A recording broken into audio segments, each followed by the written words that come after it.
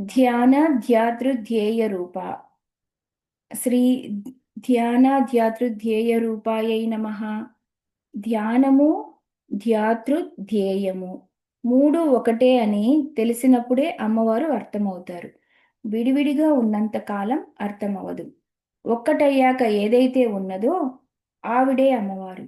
సాధన ప్రారంభంలో మూడుంటాయి, కొనసాగింపులోనూ మూడుంటాయి, సిద్ధికి వచ్చేటప్పటికే ఒకటే ఉంటుంది. మనం పరమాత్మని ధ్యానం చేశాము. ధ్యానం బుద్ధితోనే చేయాలి. అమ్మవారిని తెలుసుకోవడానికి ధ్యానం తప్ప మరో మార్గం లేదు. అమ్మవారికి ధ్యానగమ్య అనే నామం కూడా ఉంది. ప్రారంభ దశలో ధ్యాన ధ్యాతృధ్యేయ మూడు ఉండాలి. బుద్ధిని బ్రహ్మము వైపు మరల్చుట, నిలుపుట ధ్యానము. ధ్యానం చేసే వాని పేరు ధ్యాత. దాన్ని దేన్ని ధ్యానం చేస్తున్నాడో అది ధ్యేయం. మధ్యలో ఉన్న క్రియ పేరు ధ్యానం. సృష్టిలో ఏది చేసినా ఈ మూడు ఉంటాయి.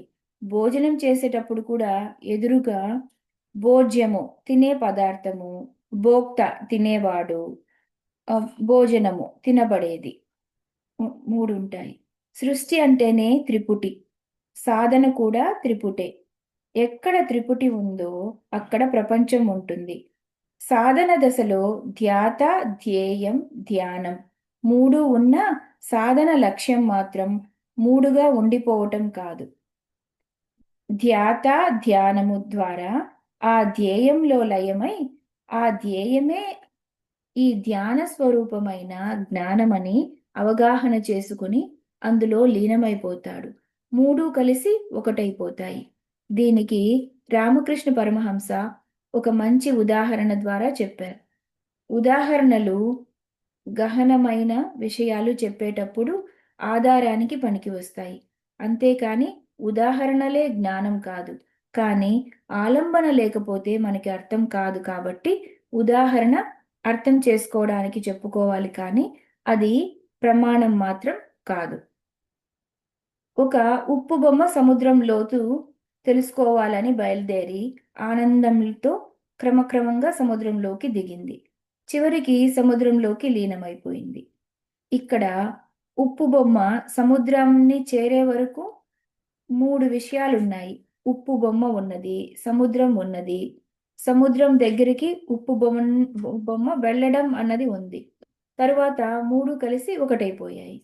ఒకటైనప్పుడు ఆ ఉప్పు బొమ్మ సముద్రంలో కలిసి అనంతమైపోయింది. అలా పరిమితి గల జీవుడు ధ్యానమనే ప్రక్రియ ద్వారా ధ్యాతగా మారి బ్రహ్మమనే దాన్ని ధ్యేయంగా పెట్టుకుని విచారణ చేయగా క్రమక్రమంగా దాసోహం అనే స్థితి నుంచి సోహం అనే స్థితిలోకి లయమైపోతాడు. అదే ధ్యాన ధ్యాతృధ్యేయ రూప. ఆ ఒక్కటైపోయిన అహం బ్రహ్మముతో తాదాత్మ్యమైపోయిన ఏకత్వ స్థితిలో ఉన్న అఖండ అపరిమిత జ్ఞానానంద రూపమే పరమానంద విజ్ఞాన ఘనరూపిణి. పంచకోశాలు దాటిపోయి పట్టుకోగలిగితే ఆ తురియా భూమికకి వెళ్ళేటప్పటికే ఈ పరమానంద విజ్ఞాన గణరూపిణి స్థితి అవగాహనకు వస్తుంది. ఆ అవగాహన రాగానే అప్పటి వరకు మూడుగా ఉన్న త్రిపుటి ఏకమైపోతుంది. ఆ ఏకమైన స్థితిలో ఉన్న అఖండ జ్ఞాన పరమానంద రూపమే అమ్మవారు అని చెప్పడమే ధ్యాన ధ్యాతృధ్యేయ రూప. దీనినే త్రయమేకత్రయ సంయమం అని యోగంలో మరొక చోట తెలియజేశారు. త్రయమేక త్రయమేకత్ర సంయమం అని యోగంలో మరో చోట తెలియజేశారు. ఇదే మాటని దక్షిణామూర్తి స్తోత్ర భాష్యం రాస్తూ సురేశ్వరాచార్యులు మానసోల్లాసి వ్యాఖ్యలో ఈశ్వరో గురురార్మేతి మూర్తి భేద విభాగినే వ్యోమవత్ వ్యాప్త దేహాయ దక్షిణామూర్తయే నమః అని ప్రారంభ శ్లోకంలో చెప్పారు. గురువుగారి దగ్గరికి వెళ్ళి ఉపదేశం పొందినప్పుడు ఆయన ఏం ఉపదేశించారో అదే మనం ఉపాసిస్తాం. ఇప్పుడు మనం చెప్పుకున్న ధ్యాత, ధ్యానము, ధ్యేయము అనే మాటలలో ఉపాసకుడు, ఉపాసన, ఉపాస్యం అనుకోవచ్చు. ఇది త్రిపుటే. మనం గురువుగారు ఇచ్చిన ఉపాసనని తీసుకున్నాం. మనకి ఉపాసన రూపంగా గురువుగారే ఉన్నారు. అదే గురు ఆత్మ అంటే సాధన చేసేవాడు. దేన్ని సాధన చేస్తున్నాడో అది ఈశ్వరుడు. ఈశ్వరో గురురార్మేతి. ఈ భేదమంతా సాధన దశలోనే ఉంటుంది. ఇది తెలుసుకున్నాక ఏకత్వ స్థితిలో వ్యోమవద్యాత్య దేహాయ అంటే ఆకాశం వలె ఏకమై వ్యాపించిన తత్వమే. ఆ ఏకత్వమూర్తి తత్వమైన దక్షిణామూర్తికి నమస్కారం అన్నారు. ఈశ్వరో గురురార్మేతి ఏమిటో ధ్యాన ధ్యాతృ రూప అదే. పరమానంద విజ్ఞాన గణరూపిణి స్థితి ధ్యాన ధ్యాతృ రూపగా ఉన్నది. ఆ స్థితికి చేరుకున్నాక ధర్మాధర్మ వివర్జిత. తరువాతి నామము ధర్మాధర్మ వివర్జిత. శ్రీ ధర్మాధర్మ వివర్జితాయై నమః. సాధకుడు ఆ ఏకస్థితికి చేరాక ధర్మం కానీ అధర్మం కానీ త్రిగుణాలు మొదలైనవి ఉండవు. ఇవన్నీ పంచకోశాలకి సంబంధించిన విషయాలే. పంచకోశాలు నేను అనుకున్నంత కాలమే ధర్మాధర్మాలు ఉంటాయి. ధర్మం విధి, అధర్మం నిషేధం. ఇదంతా పంచకోశాలతో ఉన్న జీవికి ప్రపంచానికి తప్ప ఈశ్వరునికి ఉండదు. పంచకో పంచకోశ వ్యతిరే వ్యతిరిక్తమైన పరమాత్మ చైతన్యం దగ్గరికి వచ్చేటప్పటికి ధర్మం లేదు, అధర్మం లేదు. ధర్మాధర్మాలు త్రిగుణములతో ఉన్నప్పుడు ఉంటాయి. త్రిగుణాలకు అతీతమైన స్థితే ధ్యాన ధ్యాతృ రూప. ఈ నామాలలో తైత్తరీయ ఉపనిషత్ వర్ణించారు. తరువాత వచ్చే నామాల్లో మాండూక్యోపనిషత్తును చెప్తున్నారు. ఇది విశ్వరూప జాగరణి స్వపంతి తైజసాత్మిక సూప్త ప్రజ్ఞాత్మిక తుర్య సర్వావస్థ వివర్జిత. ఈ నామాలను 4 భాగాలుగా విభజించుకుంటే ఇందులో ఒక్కొక్క అవస్థకి 2 పేర్లుగా చెప్పబడుతుంది. 156 నుండి 163 వరకు ఉన్న నామాలను ఒక గుత్తిగా తీసుకోవచ్చు. ఈ నామాల గుత్తిలో అమ్మవారి 8 స్థితులను వర్ణిస్తున్నారు. మనం మెలకువగా ఉన్నప్పుడు మనలోని చైతన్యం మెలకువగా ఉంది. ఓంకారంలో ఉన్న అకార మకార తురీయం బిందు నాదాలు అనే 4 భాగాలను ఈ నామాలలో చూపిస్తున్నారు. ఈ 4 భాగాలకు మనలో ఉన్న 4 ప్రజ్ఞలకు సంబంధం చెప్తున్నారు. విశ్వరూప జాగరిణి జాగ్రత్తావస్థకు, స్వపంతి తైజసాత్మిక అంటే స్వప్నావస్థకు, సుప్త ప్రజ్ఞాత్మిక సుషుప్తి అవస్థకు, తుర్య సర్వావస్థ వివర్జిత తురియ అవస్థకు సంబంధించిన నామాలు. ఈ 4ంటికి సంబంధించి 8 నామాలు చెప్పారు ఇక్కడ. విశ్వరూప 156వ నామము 156వ నామం విశ్వరూప. శ్రీ విశ్వరూపాయై నమః. 157వ నామము జాగరిణి. శ్రీ జాగరిణ్యై నమః. సకల విశ్వము అమ్మవారి రూపము.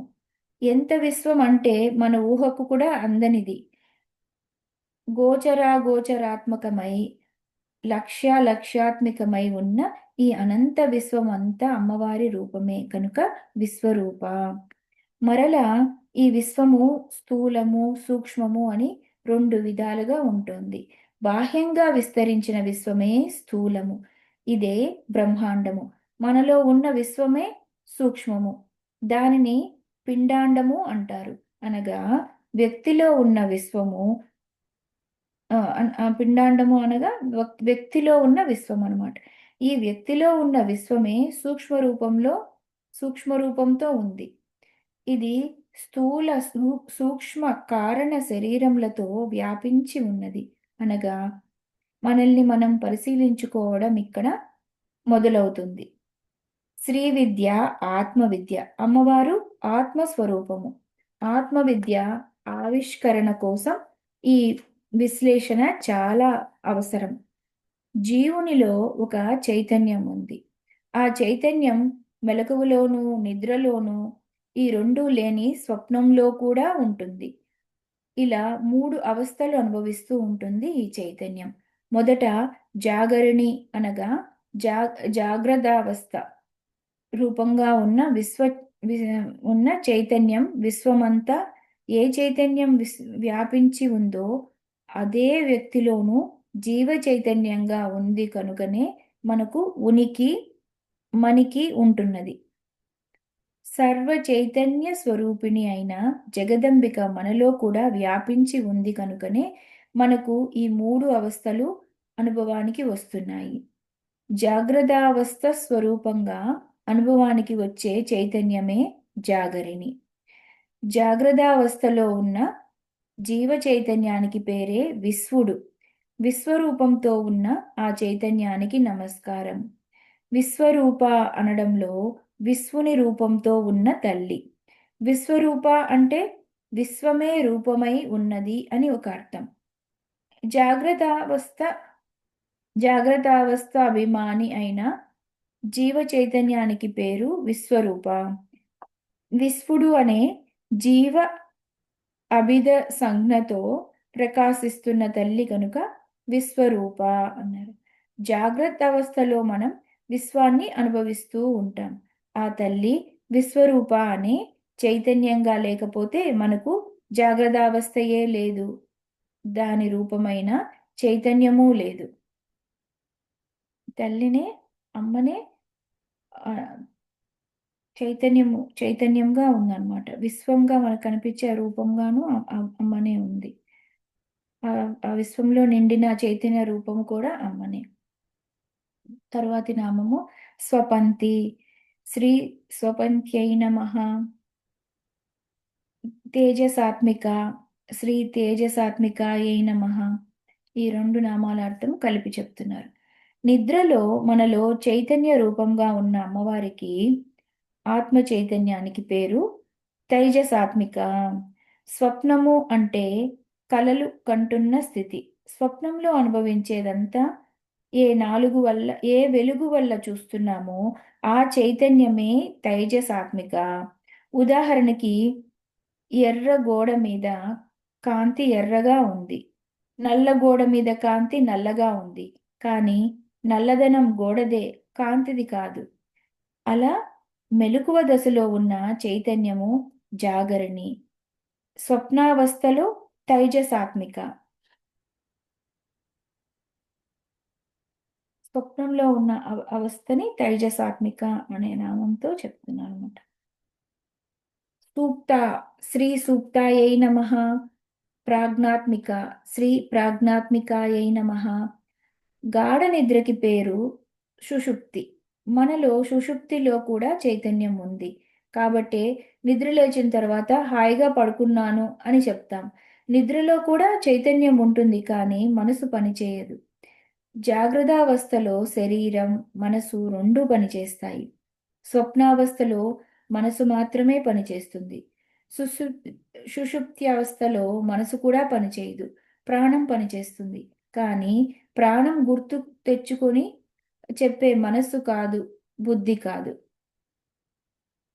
మాండూక్యంలో సుషుప్తి గురించి చాలా విస్తారంగా చెప్పారు. సుషుప్తిని బాగా అర్థం చేసుకుంటే సరిపోతుంది. సుషుప్తిలో ఏదో ఒక హాయి ఉంది. సృష్టిలో ఎవరైనా పనులు చేస్తూ ప్రపంచంలో తిరుగుతూ ఉన్నా నిద్ర లేకపోతే కాసేపు పడుకుని వచ్చేస్తాను అంటారు. మనం సుఖం అనుకునే ప్రపంచమంతా బయట ఉన్నట్లయితే కాసేపు పడుకుని వస్తాను అని ఎందుకు అంటున్నాం అంటే, ప్రపంచాన్ని విడిచిపెట్టిన ఒకానొక స్థితిలో ఏదో ఒక ఆనందం ఉంది. ఆ ఆనందంతో కలిస్తే గాని మనకి తృప్తి లేదు. అలా కలవాలనే రోజు కొంతసేపు నిద్ర ద్వారా ప్రయత్నిస్తూ ఉంటాం. ఆ ఆనందంతో కలిసి మనం కొంత శక్తిని పుంజుకొని మళ్ళీ లేస్తున్నాం. అన్ని శక్తులను ఇవ్వగల మహాశక్తి అక్కడ ఉంది. కేవలం సుషుప్తి అవస్థలోనే జీవుడు పరమాత్మతో కలుస్తాడు. అక్కడ కేవలం ప్రజ్ఞారూప చైతన్యం మాత్రమే ఉంటుంది. ప్రజ్ఞ అనగా చైతన్యం యొక్క లక్షణం. తెలుసుకునే బుద్ధి కాదు, ఆలోచన చేసే సంకల్పం కాదు. కాబట్టి సుషుప్తి అవస్థలో జీవ చైతన్యానికి పేరు ప్రాజ్ఞుడు. మనలో ఉన్న మూడు అవస్థలకి విశ్వుడు, తైజసుడు, ప్రాజ్ఞుడు అని పేర్లు. ఇవి ఉపనిషత్తుల్లో బాగా ప్రస్తావించబడ్డాయి. మనం మెలకువలో ఉన్నప్పుడు మనలో ఉన్న చైతన్యానికి జాగ్రత్తావస్థలో కలిపాం. స్వప్నావస్థలో ఉన్న మన చైతన్యానికి మరొక లోకంలో ఉంటుంది. ఇలా మనం చూస్తే మనలో ఉన్న చైతన్యం శరీరానిదా మనస్సుదా ఆలోచించాలి.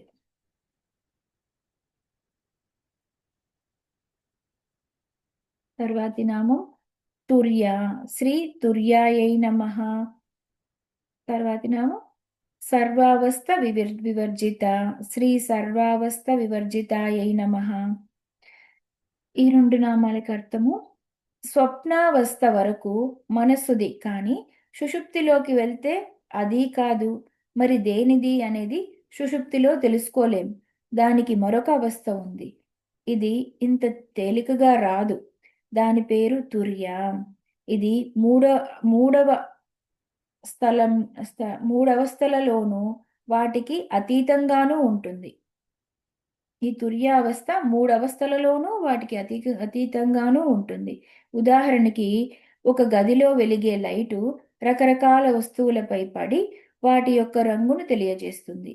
కాంతి ఆ వస్తువులపై పడుతున్నా వాటికి అంటకుండా అతీతంగా ఉన్నట్టే పంచకోశాలు అనే ఇంటిని ప్రకాశింపజేస్తూ దానికి అంటకుండా ప్రజ్ఞాన ఘనరూపిణి అయిన తల్లి ఉన్నది. ఆవిడని తెలుసుకోవాలంటే మూడవస్థలు దాటి వెళ్ళాలి. ఆ అవస్థ పేరు తురీయం.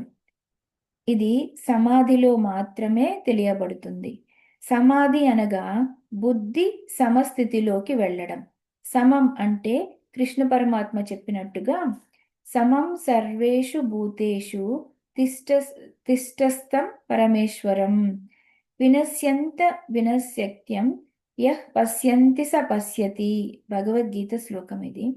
ఆత్మతత్వాన్ని పట్టుకోవాలి. ఆ స్థితి పేరే తురీయం. తురీయం అంటే నాలుగవది అని అర్థం. జాగ్రత్త కాదు, స్వప్నము కాదు, సుషుప్తి కాదు. తురియావస్థలో చైతన్యానికి పేరేమీ లేదు. జాగ్రత్తావస్థలో జాగరణితో కలిపాము కనుక విశ్వ. విశ్వ అంటే సమస్తం కలిసి దర్శిస్తున్నాం కనుక విశ్వుడు అంటున్నాము. లోపల ఆత్మతో మొత్తం కాంతిని చూడగలుగుతున్నాం కనుక తైజసుడు అంటున్నాము. సుషుప్తిలో ప్రజ్ఞారూపం మాత్రమే ఉంది కనుక ప్రాజ్ఞుడు అని అంటున్నాము. సమాధిలో యోగులు మాత్రమే తురీయం పొందగలరు. బ్రహ్మజ్ఞులకి మాత్రమే ఇది సాధ్యమవుతుంది. ఎక్కడ జ్యోతి ఉందో అక్కడ కాంతి ఉందని తెలిసి పట్టుకోవడం తురీయం. అప్పుడు ఆ వెలుగే ప్రపంచమంతా ఉందని చూస్తూ ఉన్నాం. తురీయావస్థలో ఉన్న యోగికి మాత్రం మనలో ఉన్న పంచకోశాల వెలుగు, ప్రపంచంలో ఉన్న వెలుగు అమ్మవారే అని అర్థమవుతుంది. తురియాన్ని అవస్థ అని అనకూడదు. అవస్థలన్నీ మూడింటిలోనే ఉంటాయి. సర్వావస్థ వివర్జిత. ఏ అవస్థలు లేని స్థితి తురీయం. ఓంకారంలో అకార ఉకార మకారాలు ఈ మూడు అవస్థలని తెలియజేస్తాయి. ఆ పైన ఉన్నది అర్ధమాత్ర. ఆ ఉ మ అనగలం, కానీ అనేది స్పష్టంగా పలకలేం. స్పష్టంగా మూడు అవస్థలు అర్థమవుతాయి, కానీ ఆ పైన బిందునాత్మకమైన బిందునాదాత్మకమై ఉన్నది అర్థం కాదు. విడిగా ఉచ్చరించలేం. ఈ బిందునాదాత్మకమైన స్థితియే తురీయం అన్నారు. బిందునాదాత్మకమై ఉన్నది అర్థం కాదు మనకు అంటున్నారు. ఆ స్థితినే తురీయం అన్నారు. కానీ వీటన్నిటినీ కలిపే ఓం అంటున్నాం. ఓంకారమే బ్రహ్మము అంటున్నాం. మూడు అవస్థలలోనూ ఉంటూనే మూడు అవస్థలకి అతీతంగా ఉన్న చైతన్యమే బ్రహ్మమైన అమ్మవారు. ఇందులో మెలకువలో, స్వప్నంలో, సుషుప్తిలో అనేది తీసేసి ఉన్నది అనే మాటని తీసుకుంటే ఆ మూడింటిలో ఉన్నది, మూడింటికి అతీతముగా ఉన్నది ఉన్నది. ఇది తెలుసుకుంటే మూడింటిని తీసివేయక్కర్లేదు. మూడింటిలోనూ అదే ఉందని తెలుసుకోవాలి. అదే సర్వమున్ అతని దివ్య కళామయమంచు విష్ణునందుల్లము జేర్చి అని ప్రహ్లాదుడు చెప్పినది. ప్రహ్లాదుడు కూడా ఇలాంటి జ్ఞానియే. ఆ స్థితికి వెళ్ళిన వారికి అంతా అదే కనబడుతుంది. త్వయి మయి చాన్యత్రైకో విష్ణుః. 5 గదులలో ఒకే వెలుగు, కానీ గదికో వెలుగు కాదని తెలుసుకున్నాడు. విచారణ ద్వారానే దీన్ని తెలుసుకోగలరు.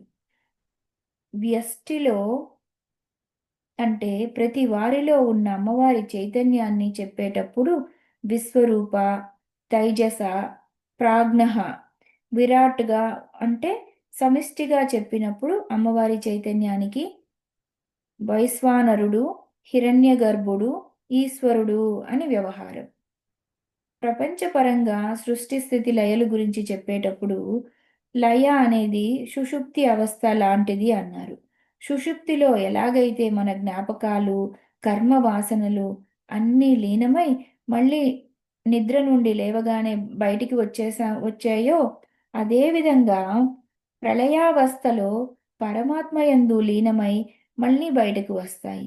కనుక వ్యష్టిలో సుషుప్తి గాఢ నిద్ర అయితే ప్రపంచంలో అదే ప్రళయంగా చెప్పుకోవచ్చు.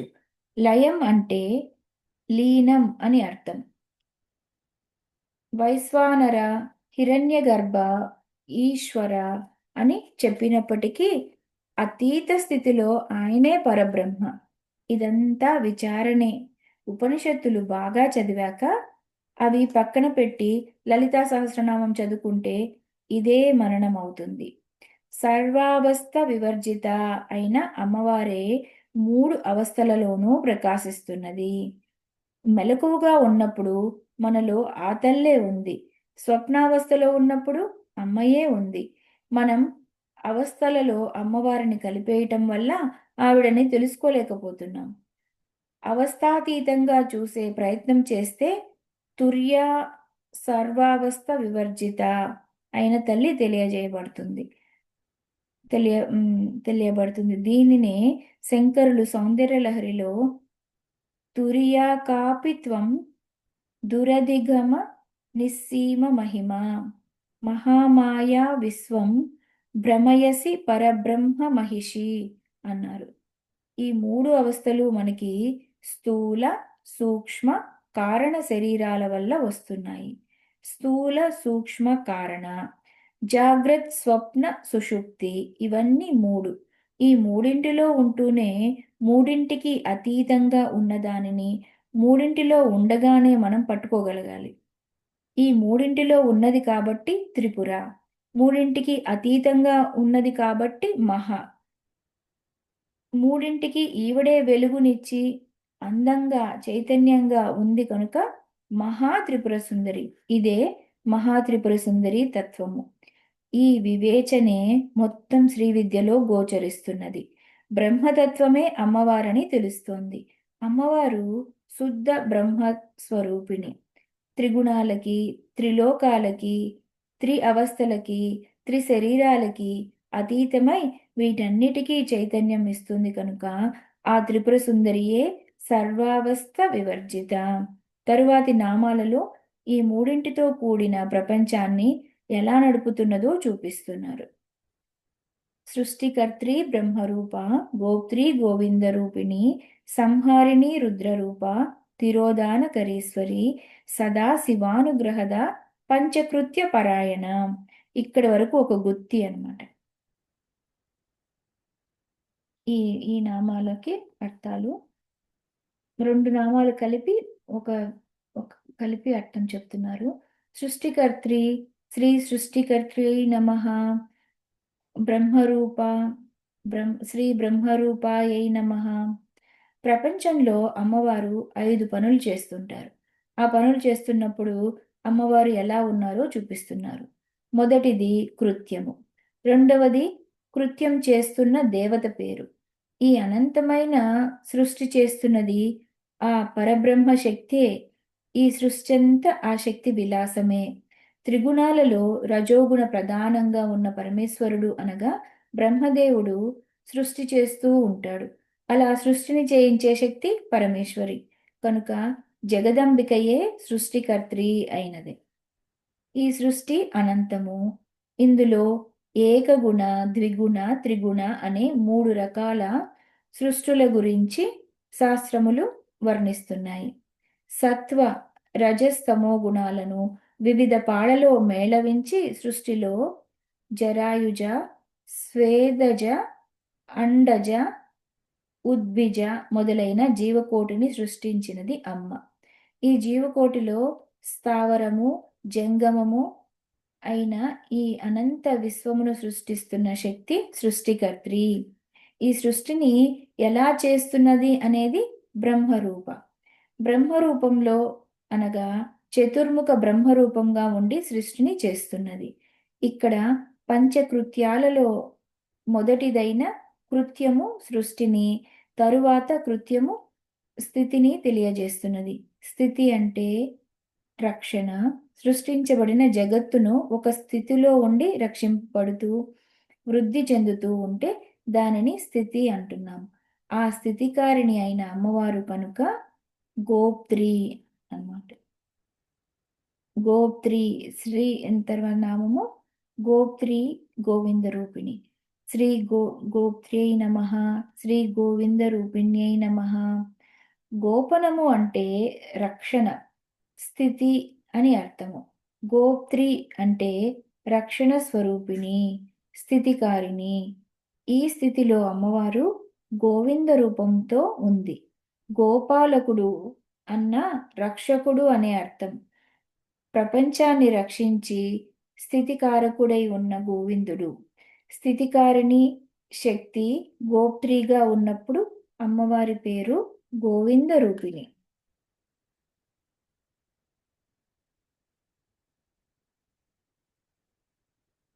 తర్వాతి నామము సంహారిణి. శ్రీ సంహారిణ్యై నమః. రుద్రరూప, శ్రీ రుద్రరూపాయై నమః.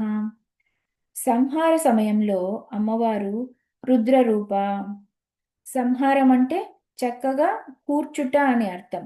సమ్యక్ హారము, సంహారము. ఆహారము, ఆ హారము, విహారము, సంహారము.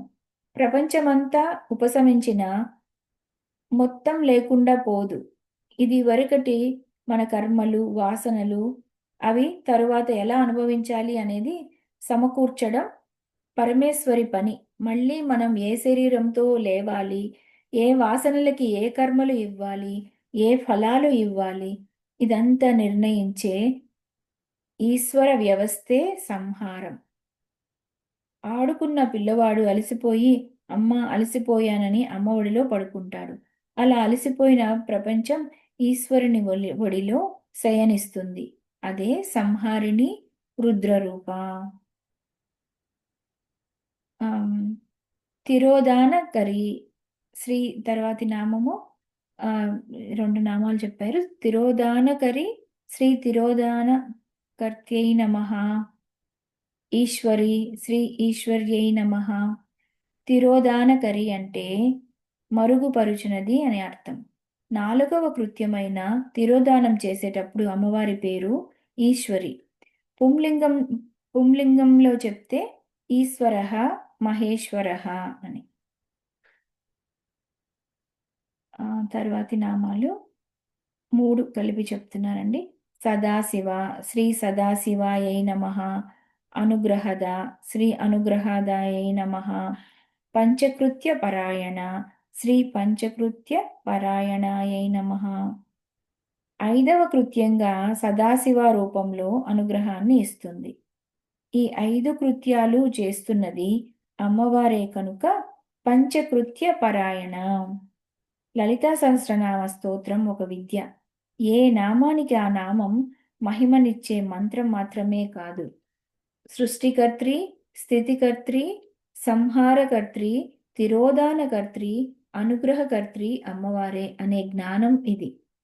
సృష్టి స్థితి సంహారం అనేది అందరికీ తెలిసిన విషయమే. సంహారమైనప్పుడు మొత్తం పోతుందా? మళ్ళీ సృష్టి వచ్చినప్పుడు వస్తుంది కదా!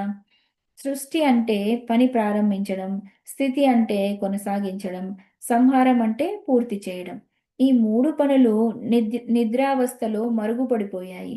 మళ్ళీ పొద్దున్నే లేవగానే ఇవన్నీ ఎక్కడ ఆపామో అక్కడ గుర్తుకు వచ్చేశాయి. ఆహ్, అలా గుర్తు రాకపోతే ఆ పరిస్థితి వేరుగా ఉంటుంది.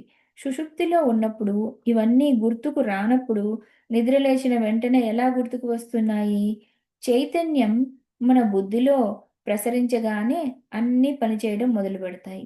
కనుకనే నిద్రపోయినప్పుడు సుషుప్తిలో తిరోధానకరి. పొద్దున్నే లేవగానే నిన్నెక్కడ ఆపామో దాన్ని అనుసరించి గ్రహించింది కనుక అనుగ్రహం. అనుగ్రహ అనే మాటకి అనుసరించి గ్రహించడం అని అర్థం. మనం ఏ కర్మ చేశామో దాన్ని అనుసరించి దయ చూపిస్తుంది కనుక అనుగ్రహద అయినది. ఇలా మన వ్యవహారంలో మనకే 5 కృత్యాలు కనబడుతున్నాయి. ఈ పంచకృత్యాలు చేసేది అమ్మవారే. ప్రపంచపరంగా అన్వయించుకుంటే ఒకప్పుడు సృష్టి వచ్చింది. స్థితిగా సాగుతోంది. సంహారం అవుతోంది. ప్రళయావస్థలో ఇదంతా మరుగున పడుతోంది. మళ్ళీ సృష్టి ప్రారంభమవుతుంది. కల్పం అంతా అయిపోయాక బ్రహ్మ కూడా నిద్రలేచి మళ్ళీ సృష్టి ప్రారంభిస్తాడు. ఇదే వేదంలో చెప్తూ సూర్యచంద్రమసౌ ధాత యథా పూర్వమకల్పయత్ అంటారు.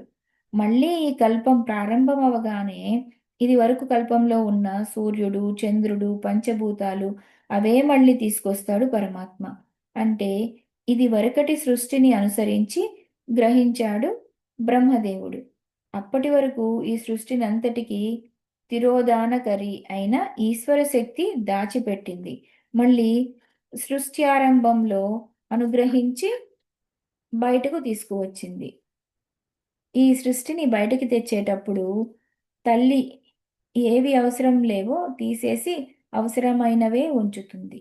మనకి కూడా రాత్రి నిద్రపోయినప్పుడు కొన్ని కణాలు నశించిపోయి మళ్ళీ కొత్తవి పుడతాయి. ఇదంతా విజ్ఞానమే. ఈ కణాలు అలాగే ఉంటే జీవితాంతం చిన్నపిల్లలాగే ఉండేవారం.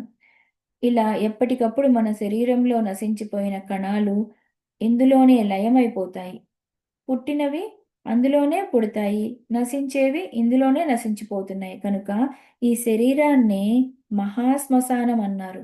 ఇందులో ఉన్న ఈశ్వరుని శ్మశానవాసి అన్నారు. ఈ శరీరంలో బాల్యం విలీనమైపోయింది. ఈ శరీరంలోనే కౌమారము విలీనమైపోయింది.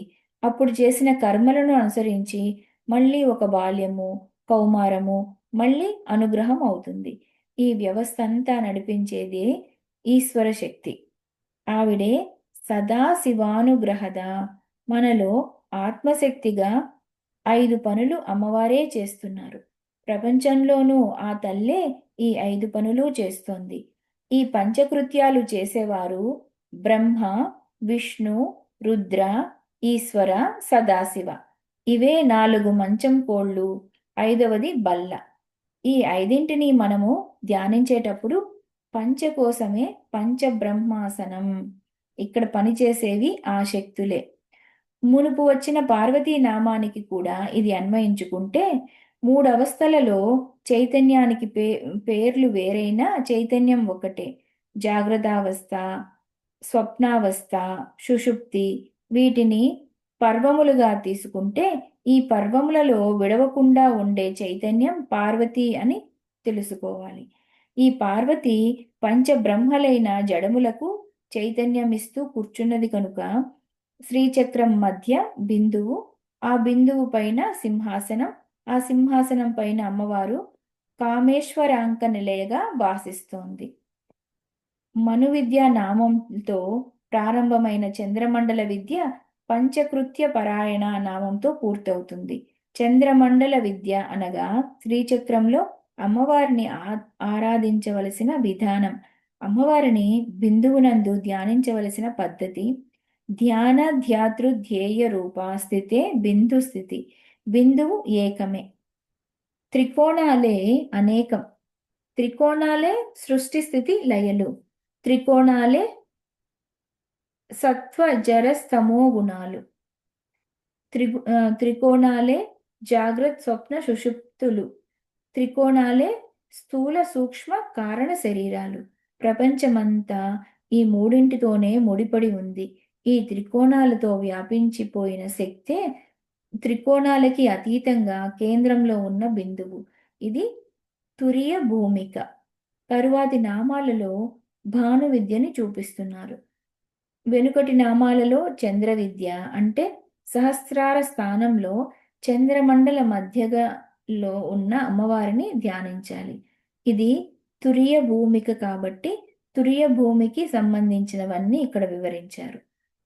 పంచకృత్య పరాయణ అనే దానికి రెండవ అర్థం చూస్తే సృష్టి స్థితి లయలు. ఈ మూడు అందరికీ తెలుసు. తిరోధానం అంటే ప్రపంచమంతా బ్రహ్మమే ఉన్నప్పటికీ మనకి కనిపించడం లేదు. ఎందువల్ల? అంతా తానే అయి ఇది తెలియనివ్వకుండా చేసే మాయాశక్తి మరుగుపరుస్తోంది కనుక తిరోధానకరి.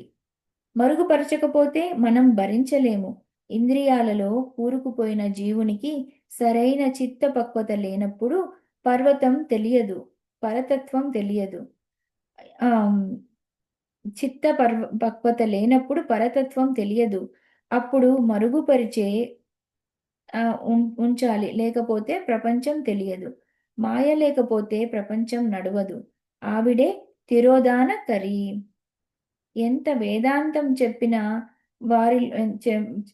వేదాంతం చెప్పిన వారిలోనైనా అమ్మవారు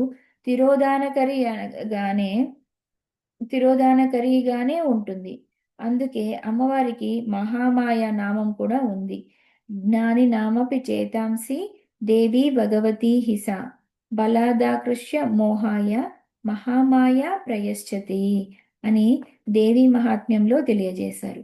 జీవులందరినీ అమ్మవారు పక్వత రానంత వరకు ప్రపంచంలోనే త్రిప్పుతూ ఉంటుంది. అలా త్రిప్పేటప్పుడు తిరోధానకరి అయ్యింది. ఏ ఒక్కరో పక్వత కలిగి ఉంటారు. వారిని మాత్రమే ఆ తల్లి బయటకు తీసుకువస్తుంది. అప్పుడు అమ్మవారు అనుగ్రహద అయి మోక్షాన్ని ఇస్తుంది. ఈ ఐదింటిని కలిపి శాస్త్రం ఒక మంచి శ్లోకంలో చెప్పింది. ఇది దేవి భాగవతం శ్లోకం అండి. నేను చదవటానికి ప్రయత్నిస్తాను. సా విశ్వం కురుతే కామం సా పాలయతి పాలితం కల్పంతే సంహారత్యేవ త్రిరూపా విశ్వమోహిని తయా యుక్త సృజే బ్రహ్మ విష్ణు పాతి తయాన్వితః రుద్ర సంహారతే కామం తయా సమ్మిళితో జగత్ సా బధ్నాతి జగత్కృత్నం మాయాపాసేన మోహితం అహం మతేతి పాసేన సుదృఢేన నరాధిప యోగినో ముక్త సంగాశ్చ ముక్తికామా ముముక్షువః తమేవ సముపాసంతే దేవీం విశ్వేశ్వరీం శివాం. సా విశ్వం కురుతే. మొత్తం విశ్వాన్ని సృష్టి చేస్తుంది. సా పాలయతి పాలితం. సృష్టించిన విశ్వాన్ని పాలిస్తుంది. పాలించిన విశ్వాన్ని సంహరిస్తుంది. ఆ శక్తితో కలిసినప్పుడే బ్రహ్మ సృష్టి చేస్తున్నాడు, విష్ణువు పాలిస్తున్నాడు, రుద్రుడు సంహరిస్తున్నాడు. సూక్ష్మ వివేచనకి వెళ్తే పంచకృత్యాలు తెలుస్తాయి. ఆ తల్లియే జీవులందరినీ అహం మమ అనే పాసాలతో త్రిప్పుతోంది. పాసాలతో త్రిప్పుతున్నప్పుడు ఆ అమ్మవారికి పేరు తిరోధానకరి. యోగులు మాత్రమే అహం మమ పట్టించుకోకుండా ఇవన్నీ చేస్తున్న చిచ్చక్తిని ఆశ్రయిస్తారు. అలాంటి ముముక్షువులైన వారికి, యోగులకి ముక్తినిచ్చేటప్పుడు అనుగ్రహద. మొదటి 3 సృష్టి స్థితి లయలు, మిగిలిన 2 బంధము మోక్షము. ఈ 5 పనులు తప్ప ప్రపంచంలో ఇంకేమీ జరగవు. మనకు తెలిసినవి 4. 5వది అమ్మవారు ఎవరికి ఇస్తుందో వారికే తెలుస్తుంది. కానీ 5 అమ్మవారే చేస్తుందని మనం గ్రహించాలి.